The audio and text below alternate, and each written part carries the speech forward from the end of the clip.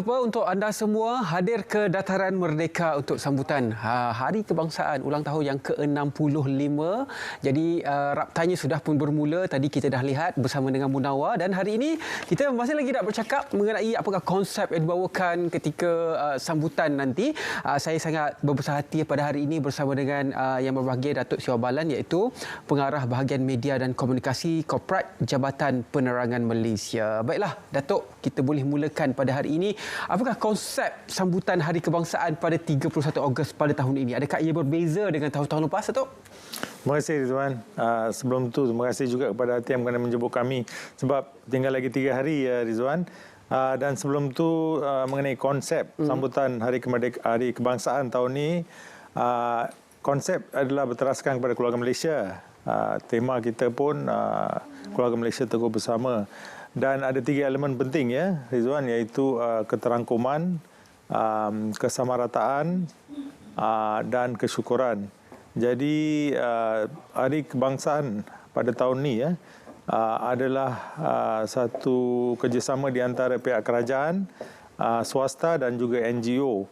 Dan kita nak pastikan yang penyertaan daripada semua kaum ataupun yang orang yang akan datang ni pada 31 hari bulan Ogos ni terdiri daripada pelbagai kaum. Sebab seperti yang saya katakan tadi, elemen kita adalah keterangkuman, kesamaan dan kebaikan kepada semua warga Malaysia. Ya. Jadi apakah keunikan sambutan pada tahun ini?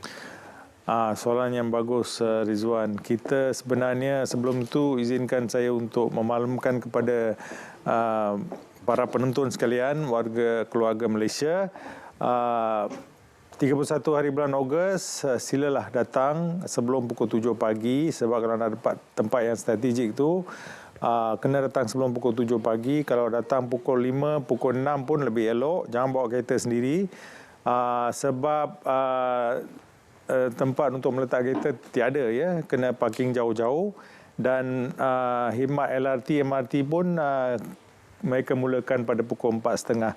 Jadi berbalik kepada elemen ataupun wow factor pada hari kebangsaan. Ya, kita ada 9 wow factor, ya, Rizwan. Dan yang pertama sekali ialah ke bawah Duli Yang Maha Mulia Seri Paduka Baginda Yang di-Pertuan Agong dan Raja Permaisuri Agong akan diarak dengan menggunakan horse carriage ataupun kereta kuda sebanyak 24 kuda, ya. Kali terakhir kita buat ni adalah 17 tahun yang lalu, 2005. Dan kini selepas 17 tahun, rakyat Malaysia akan menyaksikan Duli Tuanku kami, kita ni diarak ke Dataran Merdeka. Dan itu merupakan satu daripada wow factor. Yang kedua adalah selebriti. Kita akan juga menampilkan selebriti dalam 30 kereta vintage. Ya, sama ada nak tengok selebriti atau mau kereta vintage, terpulanglah. Dan satu lagi wow factor, ya, Rizwan, kita juga akan mengatakan 25 ataupun 65 sebenarnya, 65 big bikers BMW. Ini pun satu daripada wow factor. Dan yang equally wow juga ialah orkestra RTM. Kami juga akan jemput orkestra RTM untuk menunjukkan kehebatan mereka pada hari kejadian. Dan selain itu, ya, Ridwan, kita juga ada persembahan padang formasi Colour Guard, iaitu melibatkan 600 orang pelajar dari sekolah-sekolah yang terpilih di Selangor. Dan jangan lupa, ya, tuan-tuan dan puan-puan, para penonton sekalian, Rizwan, kita ada terbang lintas pesawat udara, ya, kesiapsiagaan hasil gabungan kemahiran dengan pakaran ATM dan agensi-agensi terlibat. Selain itu, ya, pembaca ikrar kami. Okey, ini pun penting juga. Muhammad Azim bin Muhammad Fahmi, iaitu pemegang rekod acara 100 meter negara. Satu lagi wow factor, perarakan bas hop on, hop off, Wira dan Wirawati Sukan Negara lah. Ini atlet negara yang merangkul pingat emas dalam tamasya sukan Commonwealth Birmingham 2022. Dan yang ke-9 adalah perarakan selebriti dan kontingen Mat Kilau. Ya, kita pun ada filem Mat Kilau tu, jadi akan pelakon pun akan terlibat dalam perarakan pada kali ini. Ya. Kalau setiap tahun, kalau seingat saya lah memori kecil-kecil dahulu, yang dinantikan di depan kaca TV adalah perarakan kereta berhias. Bagaimana konsep perarakan kereta berhias masih ada ataupun tidak pada tahun masih ini? Ada lagi. Masih ada. Masih ada lagi. Wow. Jadi penonton pun dapat menyaksikan kereta berhias, banyak 4 kereta berhias, iaitu kereta berhias Power and Connectivity. Petronas dan TNB bergabung menonjolkan kereta berhias Power and Connectivity. Yang kedua, kereta berhias Telco, ya. Telco ni kita gabungkan semua, iaitu TM, YTL, Celcom, Axis Digi dan U Mobile. Yang ketiga, kereta berhias MDEC dan kontingen animasi. Okey, untuk anak-anak, ya, kanak-kanak yang suka tengok Ejen Ali, Didi and Friends, Peluang Man, kita pun ada itu. Alright, mereka pakai maskot semua, mereka akan berarak sekali. Dan yang terakhir adalah kereta berhias Miasat, sebab baru ni kita satellite. Betul. 3D kita itu pun akan ditonjolkan di tempat yang sama. Dan kereta berhias MDEC serta kontingen animasi bakal menjadi perhatian peminat watak-watak animasi, terutamanya kanak-kanak lah. Ya. Itu dia. Antara yang menarik adalah untuk kita saksikan kemeriahan sambutan ulang tahun kemerdekaan negara yang ke-65. Selain daripada itu, apa lagi yang menarik sehingga macam kalau orang di Lembah Kelang ni rugilah kalau tak datang secara langsung di Dataran Merdeka. Ya, betul, Rizwan. Kali ini mungkin peminat pancaragam. Kita pun ada pancaragam, 26 pancaragam. Daripada sekolah, daripada PDRM, daripada ATM dan sebagainya. Mereka juga akan menonjolkan kehebatan masing-masing, ya, Ridwan. Dan 5 kontingen perarakan. Kita pun ada kementerian. Pada tahun 2019, kita gabungkan semua 20 lebih kementerian ni, 27 kementerian ni. Kali ini pula masing-masing kementerian. Jadi ada 27 kontingen kementerian.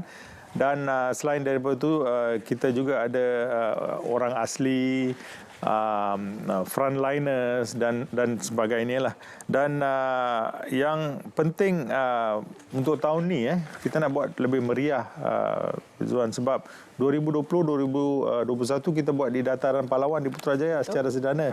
Tahun ni sebab kita di fasa mengalah ke endemik, jadi kita buat lebih hebat lagi. Dan pancaragam, ya, pancaragam seperti yang saya maklumkan tadi adalah daripada GLC, Institusi Pengajian Tinggi dan sebagainya. Jadi secara keseluruhannya, ya, Zuan, kita menjagakan lebih 18,000 orang dalam kontingen untuk tahun ni. 18,000 orang untuk kontingen sahaja.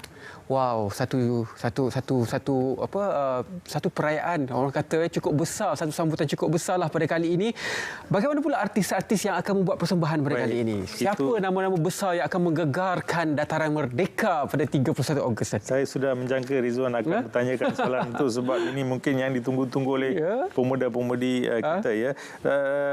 Okey, kita ada artis-artis seperti Masha Milan, Amos Paul, Sukilo, Aina Abdul, Naim Daniel dan tidak lupa Alif Sata and the Locos, iaitu penyanyi lagu tema Hari Kebangsaan, Hari Malaysia lah. Ini antara selebriti ataupun penyanyi yang bakal memeriahkan di Dataran Merdeka. Dan ini kalau kita dapat gambarkan kepada anda, ini adalah sesi latihan ataupun raptai. Raptai saja pun orang dah datang. Cukup meriah. Kalau hari tadi Munawar tunjukkan kat kita kemeriahan raptai sambutan Hari Kemerdekaan yang akan disambut 31 Ogos nanti. Memang saya agak bergaya. Raptainya bermula 25 Ogos tadi, kan. Baru-baru ini sehinggalah 31 Ogos ini adalah acara kemuncak. Dan ini kalau kita dapat saksikan, ini adalah kontingen daripada polis trafik, ya? Ya, betul. Okey, ini adalah kontingen daripada polis trafik. Jadi aset negara lah ni, Rizwan. Jadi adalah aset negara akan dipertontonkan. Termasuk daripada ATM. Kita ada peluru berapa banyak aset negara akan dipertontonkan? Kita ada dalam 300 aset. 300 aset negara akan dipertontonkan pada 31 1 Ogos nanti. Jadi datang beramai-ramai. Kalau anda tak boleh datang beramai-ramai di Dataran Merdeka, anda boleh saksikan secara langsung. Kami siarkan kepada anda menerusi TV1 bersama dengan rakan penyampai Andy dan juga Mac, dan juga Syafiqah Isa akan berada di sana. Baiklah, sedikit harapan Datuk sendiri untuk menyaksikan kemeriahan sambutan kemerdekaan pada tahun ini yang saya kira luar biasa, kembali ke tempat asalnya, iaitu tempat di Dataran Merdeka di hadapan bangunan Sultan Abdul Samad. Betul, Rizwan. Inilah antara keunikan pada tahun ini, sambutan pada tahun ini. Jadi mesej kami sebagai pengajuk kepada keluarga Malaysia adalah supaya datang beramai-ramai dan jangan lupa bawa keluarga sekali. Datang sebelum pukul 7 seperti saya maklumkan tadi, dan keunikan ini adalah kerana kita telah berjaya mengadakan dia semula di Dataran Merdeka, tempat di mana bermulanya, alright, bahang sambutan Hari Kebangsaan. Ya. Itu dia antara keunikan yang kami bawakan kepada anda semua. Terima kasih banyak-banyak kepada yang berbahagia Datuk Seri Balan, iaitu Pengarah Bahagian Media dan Komunikasi Korporat Jabatan Penerangan Malaysia. Terima kasih banyak-banyak, Datuk. Terima kasih, Rizwan. Baiklah, kita berehat seketika. Kita kembali selepas ini dalam Selamat Pagi Malaysia.